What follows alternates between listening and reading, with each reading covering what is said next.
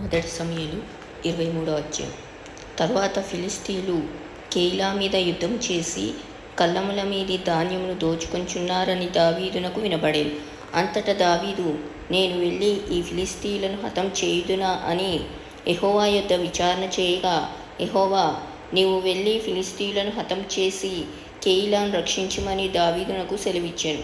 దావీదుతో కూడి ఉన్న జనులు, మేము ఇచ్చట యూదా దేశంలో ఉండినను మాకు భయముగా ఉన్నది. ఫిలిష్తీయుల సైన్యములకెదురుగా కెయీలాకు మేము వచ్చిన ఎడల మరింత భయం కలుగును గదా అని దావీదుతో అనగా, దావీదు మరలా యెహోవా యొద్ద విచారణ చేసెను. నీవు లేచి కెయీలాకు వెళ్ళుము, ఫిలిష్తీయులను నీ చేతికి అప్పగించుదునని యెహోవా సెలవీయగా, దావీదును అతని జనులను కెయీలాకు వచ్చి ఫిలిష్తీయులతో యుద్ధము చేసి వారిని లెస్సగా హతము చేసి వారి పశువులను దోచుకొని వచ్చిరి. ఈలాగున దావీదు కెయీలా కాపురస్తులను రక్షించెను.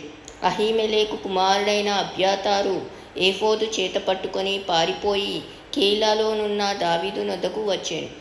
దావీదు ద్వారములను అడ్డుగడలను గల పట్టణంలో ప్రవేశించి అందులో మూయబడి ఉన్నాడు. దేవుడతనిని నా చేతికి అప్పగించెననుకొనెను. కాబట్టి సౌలు కెయీలాకు పోయి దావీదును అతని జనులను ముట్టడింపవలనని జనులందరినీ యుద్ధమునకు పిలువనంపించెను. సౌలు తనకు కీడై ఉద్దేశించుచున్నాడని దావీదు ఎరిగి యాజకుడైన అబ్యాతారును ఏఫోదును తెమ్మనెను. అప్పుడు దావీదు, ఇశ్రాయేలీయుల దేవా యెహోవా, సౌలు కెయీలాకు వచ్చి నన్ను బట్టి పట్టణమును పాడు చేయనుద్దేశించుచున్నాడని నీ దాసుడనైన నాకు రూఢిగా తెలియబడి ఉన్నది. కెయీలా జనులు నన్ను అతని చేతికి అప్పగించుదురా? నీ దాసుడనైన నాకు వినబడినట్లు సౌలు దిగి వచ్చిన ఇశ్రాయేలీయుల దేవా యెహోవా, దయచేసి నీ దాసుడనైన నాకు దాన్ని తెలియచేయమని ప్రార్థింపగా, అతడు దిగివచ్చునని యెహోవా సెలవిచ్చెను.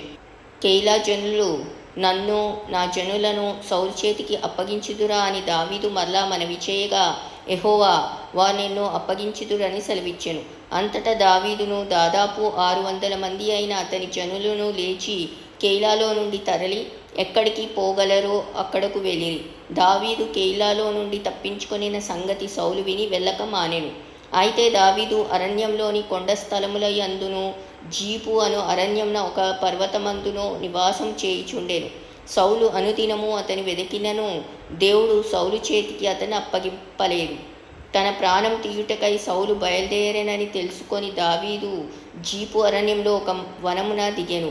అప్పుడు సౌలు కుమారుడైన యోనాతాను లేచి వనంలోనున్న దావీదు నొద్దకు వచ్చి, నా తండ్రి అయిన సౌలు నిన్ను పట్టుకొనజాలడు, నీవు భయపడవద్దు, నీవు ఇశ్రాయేలీయులకు రాజువగుదువు, నేను నీకు సహకారినౌదును. ఇది నా తండ్రి అయిన సౌలునకు తెలిసి ఉన్నదని అతనితో చెప్పి దేవుని బట్టి అతని బలపరిచెను.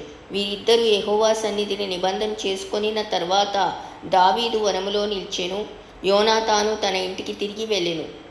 జీఫీయులు బయలుదేరి గిబియాలోనున్న సౌలు నొద్దకు వచ్చి యెషీమోనుకు దక్షిణంననున్న హకీలా మన్యములోని అరణ్యంన కొండ స్థలములయందు మా మధ్య దావీదు దాగియున్నాడే, రాజా, నీ మనోభీష్టమంతటి చొప్పున దిగిరమ్ము, రాజువైన నీ చేతికి అతన్ని అప్పగించుట మా పని అని చెప్పగా, సౌలు వారితో ఇట్లనెను, మీరు నా యందు కనికరపడినందుకై మీకు యెహోవా ఆశీర్వాదం కలుగునుగాక. మీరు పోయి అతడు ఉండు స్థలము ఏదైనది, అతనిని చూచినవాడు ఎవడైనది నిశ్చయముగా తెలుసుకొనుడి. అతడు బహు యుక్తిగా ప్రవర్తించుచున్నాడని నాకు వినబడెను గనుక మీరు బహు జాగ్రత్తగా ఉండి అతడుండు మరుగు తావులను కనిపెట్టి ఉన్న సంగతి అంతా నాకు తెలియచేయుటకై మరలా నా యొద్దకు తప్పక రండి. అప్పుడు నేను మీతో కూడా వత్తును.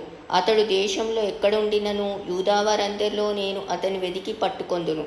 అంతటా వారు లేచి సౌలు కంటే ముందు జీపునకు తిరిగి వెళ్ళిరి. దావీదును అతని జనులను యెషీమోనుకు దక్షిణపు వైపుననున్న మైదానంలోని మాయోను అరణ్యంలో ఉండగా, సౌలును అతని జనులను తన్ను వెదకుటకై బయలుదేరిన మాట దావీదు విని కొండ శిఖరం దిగి మాయోను అరణ్యమందు నివాసము చేసెను. సౌలు అది విని మాయోను అరణ్యంలో దావీదును తరమబోయెను. అయితే సౌలు పర్వతము ఈ తట్టునను దావీదును అతని జనులను పర్వతము ఆ తట్టునకు పోవుచుండగా, దావీదు సౌలు దగ్గర నుండి తప్పించుకొని పోవలనని త్వరపడుచుండెను. సౌలును అతని జనులను దావీదును అతని జనులను పట్టుకొనవలనని వాని చుట్టుకొని చుండిరి. ఇట్లుండగా దూత ఒకడు సౌలునొద్దకు వచ్చి, నీవు త్వరగా రమ్ము, ఫిలిస్తీన్లు దండెత్తి వచ్చి దేశంలో చొరబడి ఉన్నారని చెప్పగా, సౌలు దావీదును తరుముట మాని వెనుకకు తిరిగి ఫిలిస్తీన్లను ఎదుర్కొనబోయెను. కాబట్టి సెలహమ్మలేకోతు అని ఆ స్థలమునకు పేరు పెట్టబడెను. తర్వాత దావీదు అక్కడి నుండి పోయి ఎన్గేదికి వచ్చి కొండ స్థలములలో నివాసము చేయుచుండెను.